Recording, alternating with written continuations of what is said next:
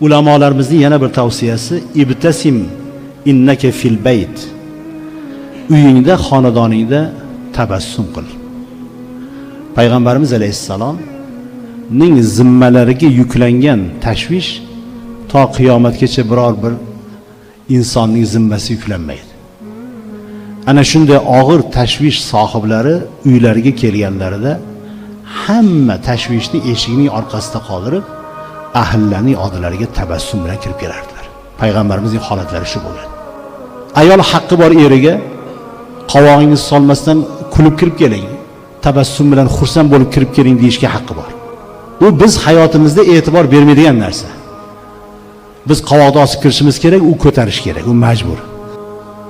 Ozgina bir e'tibor qilmaydigan narsa, lekin u o'zaro muhabbatga sabab.